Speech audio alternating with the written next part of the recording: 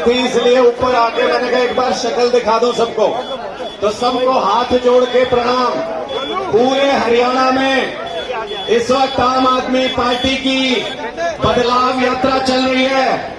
जो ये बार बार आप कभी वो परिवार, कभी वो परिवार, कभी वो परिवार, ये जो बार बार परिवार बदल के थक चुके हो आप लोग, इससे छुटकारा दिलाने की यात्रा है। इस बार सारे परिवारों को घर बिठाएंगे और आम आदमी की सत्ता लेके आएंगे। ये बदलाव है। आम आदमी पार्टी जिंदाबाद, आम आदमी पार्टी जिंदाबाद, अनुराग ठाकुर जी जिंदाबाद, अनुराग ठाकुर जी जिंदाबाद, मोदी जिंदाबाद। 57 साल हो गए हरियाणा को बने हुए, 57 साल हो गए हरियाणा को बने हुए। ना 57 साल में 24 घंटे बिजली मिल पाई, ना 57 साल में घर घर पे पीने का पानी पहुंच पाया, ना हमारे सरकारी स्कूल अच्छे हुए, ना हमारे सरकारी अस्पताल अच्छे हुए, ना युवाओं को रोजगार मिल पाया, ना सड़कें अच्छी बन पाई। जहां थोड़ी सी अच्छी सड़क बनाई वहां पे टोल टैक्स लगा दिया, वसूली टैक्स लगा दिया। भाई सड़क अगर सरकार बनाती है तो पैसे हमसे क्यों ले रहे हो? ये दुखड़ा आम आदमी का है। कर्मचारी दुखी, किसान दुखी, सरपंच दुखी, महिलाएं दुखी, छात्र दुखी, युवा दुखी, सारे लोग समाज के दुखी हैं आज के दिन इस सरकार में। इसलिए अब की बार सिर्फ सरकार नहीं बदलनी, अब की बार व्यवस्था बदलनी है। जैसे दिल्ली और पंजाब के सारे राजे रजवाड़े, सारी पार्टियां लाइन लगा दी, वैसे हरियाणा में भी इस बार सारे बड़े बड़े धुरंधरों की जमानतें जब्त कराएंगे और आम आदमी की सरकार लेके आएंगे। ये कैसी सरकार है? 2 लाख रोजगार है हरियाणा के अंदर, सरकारी नौकरी खाली पड़ी है 2 लाख। हमारे किसी जवान बच्चे को नौकरी नहीं देते। अब ये खट्टर साहब कह रहे हैं 10,000 युवाओं को इजराइल भेजेंगे नौकरी करने के लिए। आपको पता है इजराइल क्यों भेज रहे हैं? क्योंकि इजराइल में युद्ध चल रहा है, लोग मर रहे हैं वहां पे, और सारी दुनिया के लोग वहां से नौकरी छोड़ छोड़ के चले गए। तो खट्टर साहब हरियाणा के बच्चों को वहां मरने के लिए भेजना चाहते हैं ऐसी सरकार पे। और ये जो विपक्ष का ड्रामा कर रहे हैं 9 साल से, ये एक ही है दोनों। कांग्रेस बीजेपी में कोई अंतर नहीं है। विधानसभा के अंदर खट्टर साहब एक शेर सुनाते हैं, जवाब में भूपेंद्र हुड्डा जी दूसरा शेर सुनाते हैं, फिर खट्टर साहब एक और शेर सुनाते हैं। क्यों भाई बेवकूफ समझ रखे हैं क्या हम? शेर और शायरी के लिए है क्या विधानसभा?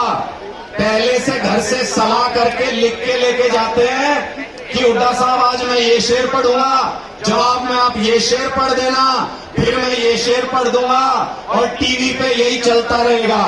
हरियाणा के लोगों को इतना बेवकूफ मत समझो। 9 साल में इनको पता चल गया कि तुम्हारे बस की कुछ नहीं है खट्टर साहब। और 25 साल कांग्रेस पार्टी ने राज कर लिया हरियाणा के ऊपर, उनके भी बस की कुछ नहीं है। अगर उनके बस की होती तो हमारे स्कूल, अस्पताल, बिजली, पानी सब कुछ अच्छा हो गया होता। अब जो 3 राज्यों के नतीजे हैं अभी आप सबने देखे, उससे ये पता चलता है कि कांग्रेस के बस की नहीं है बीजेपी को हराना।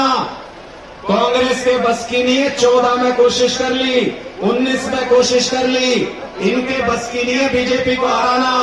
बीजेपी को कौन हरा सकता है? आम आदमी पार्टी, जिसने दिल्ली के अंदर 2-2 बार एक कोने में लगा दिए बीजेपी वाले सारे के सारे, जिसने दिल्ली के अंदर अमित शाह ने भी पर्चे बांट लिए, मोदी जी ने भी प्रचार कर लिया, उसके बावजूद दिल्ली में जमानतें जब्त कराई बीजेपी के कार्यकर्ताओं की, बीजेपी के जो भी खड़े हुए थे लोग।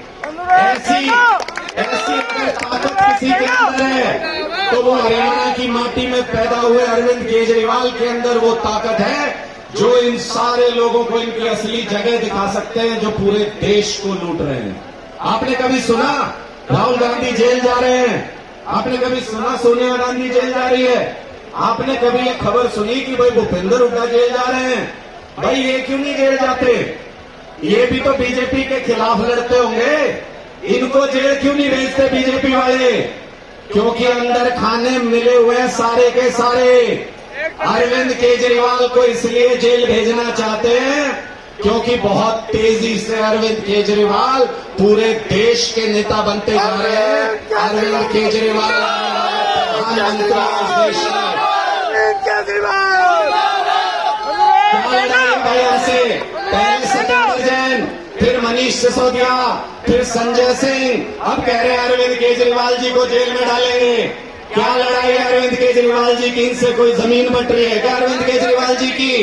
केजरीवाल जी आप लोगों के लिए लड़ते हैं, आपके बिजली, पानी, स्कूल, अस्पताल के लिए लड़ते हैं। ये लोग नहीं चाहते आपको ये सारी सुविधाएं मिले, इसलिए अरविंद केजरीवाल को जेल में डालना चाहते हैं ये लोग। हमको इस बात से सावधान रहना है। और एक आखिरी चीज आपको बता दूं, आज से पहले कभी हिंदुस्तान में ऐसा मौका नहीं आया जब हरियाणा का कोई व्यक्ति देश का प्रधानमंत्री बना हो। सिर्फ एक मौका चौधरी देवीलाल जी के वक्त पे आया था, लेकिन तब भी वो प्रधानमंत्री नहीं बन पाए थे, उप प्रधानमंत्री बन के रह गए थे। अब आपके पास मौका है। हरियाणा का एक बच्चा, हरियाणा में पैदा हुआ एक बेटा देश के सबसे बड़े पद पे पहुंच सकता है। ये बात भारतीय जनता पार्टी को गवारा नहीं, ये बात भारतीय जनता पार्टी हजम नहीं कर पा रही। इसलिए हरियाणा के उस बेटे को और उसकी पार्टी को खत्म करना चाहती है। अगर आप चाहते हो कि हरियाणवी खून देश का सबसे बड़ा नेता बने, तो सारी पार्टी भूल के सारे एक हो जाओ, सारे एक हो जाओ। अरे गुजरातियों से सीखो कुछ। ये गुजरात वाले जब मोदी जी बड़े नेता बन रहे थे ना देश के, तो ये सारे गुजरात वाले इकट्ठे हो गए थे, सारी की सारी सीट दे दी मोदी जी को गुजरात की, क्योंकि गुजरात का आदमी देश का प्रधानमंत्री बनने जा रहा था। आज आपके हरियाणा का नेता पूरे देश और दुनिया में नाम कमा रहा है। अपने आदमी के साथ खड़े होना सीखो। जिस दिन खड़े हो जाओगे उस दिन हरियाणा का भी डंका बजेगा पूरे देश के अंदर।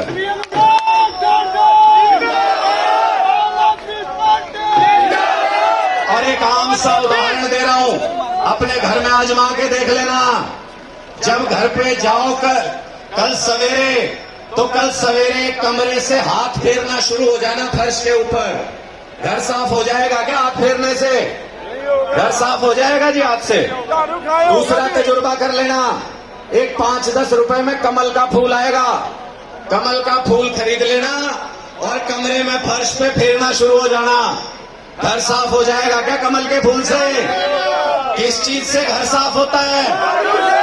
किस चीज से घर साफ होता है? झाड़ू से ही घर साफ होता है, और झाड़ू से ही हरियाणा का भ्रष्टाचार साफ हो सकता है, और कोई तरीका नहीं, कोई तरीका नहीं। ये हमको रोज धमकी देते हैं, ये कहते हैं जेल में डाल देंगे। मुझे कोई आदमी आके कहता है आप इतना तीखा मत बोला करो, ये आपको रास्ते से हटाने की कोशिश करेंगे। अरे नहीं डरते, तुम्हारी गोली से, सीबीआई से, ईडी से, पुलिस से नहीं डरते। जो तुम्हारे बस में हो कर लो, सीना तान के खड़े रहेंगे, क्योंकि गरीबों के लिए लड़ रहे हैं, बच्चों के लिए लड़ रहे हैं।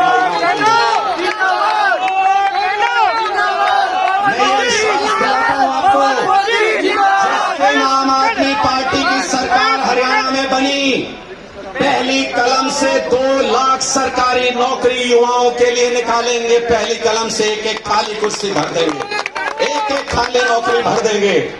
और ये मत समझना कि इनकी किसी धमकी से डर जाएंगे। आपकी लड़ाई लड़ने के लिए निकले हैं तो अपनी नौकरी छोड़ के आया, कोई अपना काम धंधा छोड़ के आया। हम लोग नेता नहीं हैं, हमारे परिवारों में कोई नेता नहीं हुए। अरविंद केजरीवाल जी के बाप दादा ने कोई राजनीति नहीं की कभी।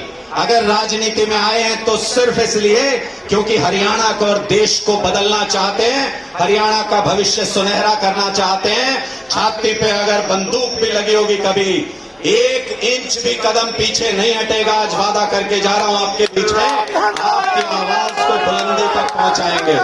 बहुत बहुत शुक्रिया आप सभी का। इस यात्रा में आगे बढ़िए। पूरे हरियाणा में हलचल है, बीजेपी वाले घबराए हुए हैं कि ये बदलाव यात्रा क्या चली, झाड़ू ही चल गई पूरे हरियाणा के अंदर। बोलो भारत माता की।